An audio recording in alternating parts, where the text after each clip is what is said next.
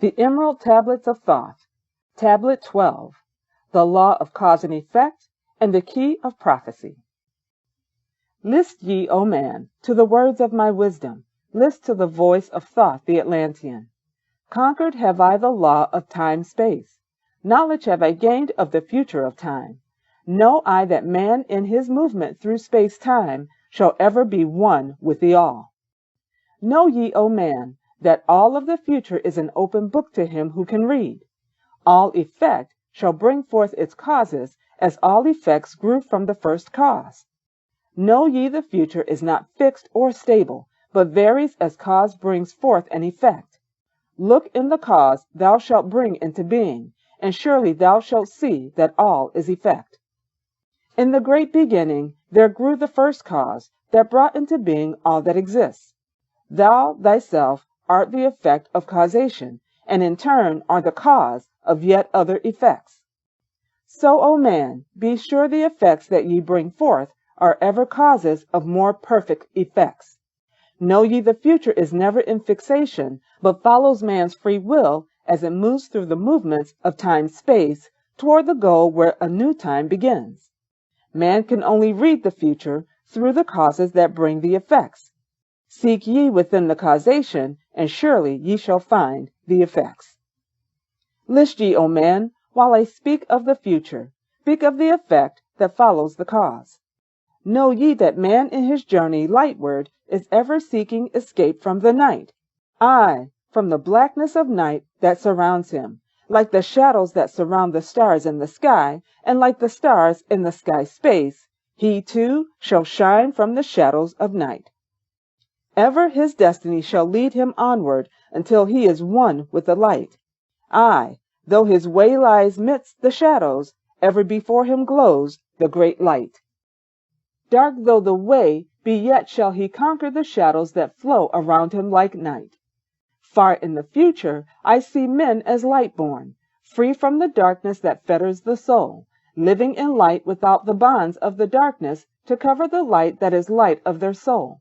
Know ye, O man, before ye attain this, that many the dark shadows shall fall on your light, striving to quench with the shadows of darkness the light of the soul that strives to be free. Great is the struggle between light and darkness, age-old and yet ever new. Yet know in a time, far in the future, light shall be all, and darkness shall fall. List ye, O man, to my words of wisdom, prepare, and ye shall not bind your light.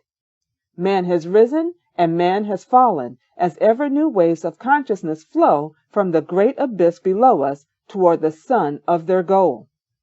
Ye, my children, have risen from a state that was little above the beast, until now of all men ye are greatest.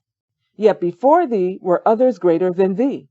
Yet tell I thee, as before thee others have fallen, so also shall ye come to an end. And upon the land where ye dwell now, barbarians shall dwell and in turn rise to light.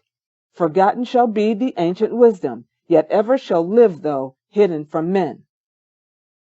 Aye, in the land thou callest Kim, races shall rise and races shall fall.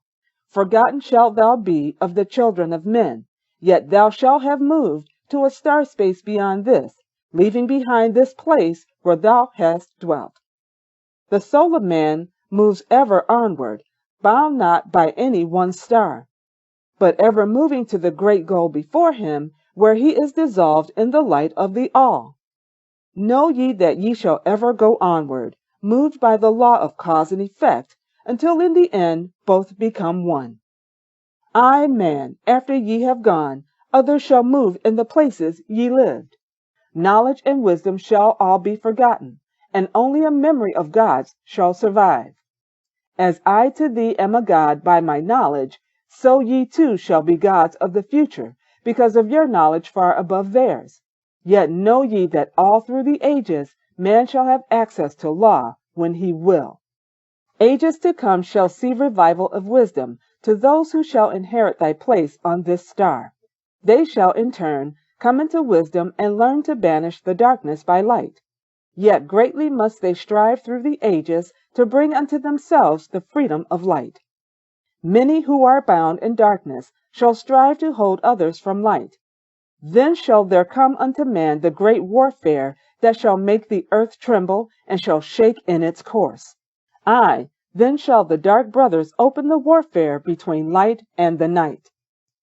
When man again shall conquer the ocean and fly in the air on wings like the birds, when he has learned to harness the lightning, then shall the time of warfare begin. Great shall the battle be twixt the forces, great the warfare of darkness and light. Nation shall rise against nation, using the dark forces to shatter the earth. Weapons of force shall wipe out the earth men until half of the races of men shall be gone. Then shall come forth the sons of the morning, and give their edict to the children of men, saying, O men, cease from thy striving against thy brother. Only thus can ye come to the light. Cease from thy unbelief, O my brother, and follow the path, and know ye are right. Then shall men cease from their striving, brother against brother, and father against son. Then shall the ancient home of my people rise from its place 'neath the dark ocean waves. Then shall the age of light be unfolded, with all men seeking the light of the goal. Then shall the brothers of light rule the people. Banished shall be the darkness of night. Aye, the children of men shall progress onward and upward to the great goal. Children of light shall they become. Flame of the flame shall their souls ever be. Knowledge and wisdom shall be man's in the great age, for he shall approach the eternal flame, the source of all wisdom, the place of beginning, that is yet one with the end of all things. Aye, in a time that is yet unborn, all shall be one, and one shall be all.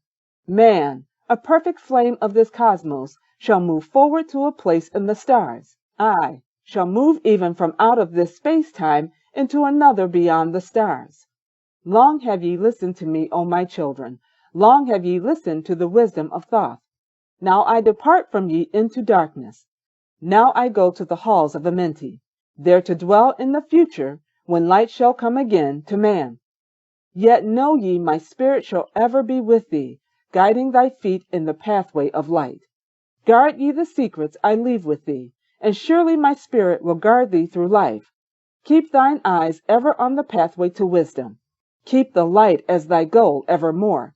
Fetter not thy soul in bondage of darkness, free let it wing in its flight to the stars. Now I depart thee to dwell in Amenti. Be thou my children in this life and the next. The time will come when ye too shall be deathless, living from age to age, a light among men. Guard ye the entrance to the halls of Amenti. Guard ye the secrets I have hidden among you. Let not the wisdom be cast to barbarians. Secret shalt thou keep it for those who seek light. Now depart I. Receive thou my blessing. Take thou my way and follow the light. Blend thou thy soul in the great essence. One with the great light let thy consciousness be. Call thou on me when thou dost need me. Use my name 3 times in a row.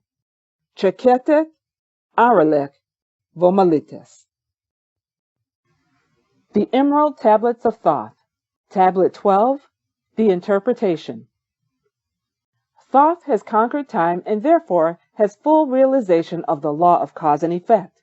He has been able to penetrate the past and effect back to cause and know that nothing happens by chance, and that the future is not fixed by fate but reached by the law of effect resulting from cause set up.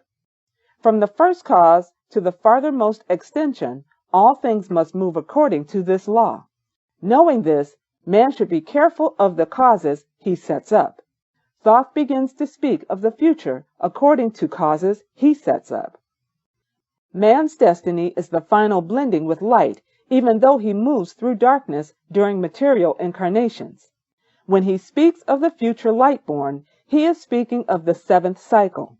And he also tells of the chaos that must come first, though in the end, light will conquer the darkness. Man has risen high in development in past ages and passed on closer to the sun state. What has happened before will happen again. The ones to whom Thoth spoke would overcome and pass on, their place to be taken by another wave of consciousness from a lower planet. The ancient race would in time be forgotten, and the rulers would become gods to those who came after. Of such were Osiris, Horus, and Isis.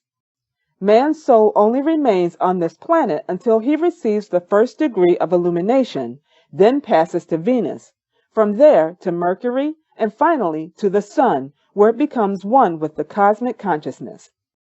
After they are gone, the knowledge they have will be forgotten by man, excepting those who are appointed custodians. The age-old struggle will go on, man constantly striving to regain that which he lost. Some there are who are so greatly in disorder that they will strive to hold others back, but light must conquer darkness. Order banish disorder, though the earth trembles from the combat. According to the prophecy, the time is now when this shall come to pass. The prophecy on this page is so plain, no comment is needed, save to say that we are now entering on the period spoken of. In the end, light will reign, and man becomes one with the all-pervading consciousness, and shall pass as one into the higher cosmic cycle. Thoth prepared to leave the outer earth and return to Amenti, placing his body beneath the fire of life, while his soul goes elsewhere. When man again rises to life, he promises that he will come forth again. He adjures them to guard the secrets he has given them, and especially the entrance to the halls of Amenti. How well they kept their trust is shown by the fact that it is still guarded by their descendants. Peace and blessings to you all.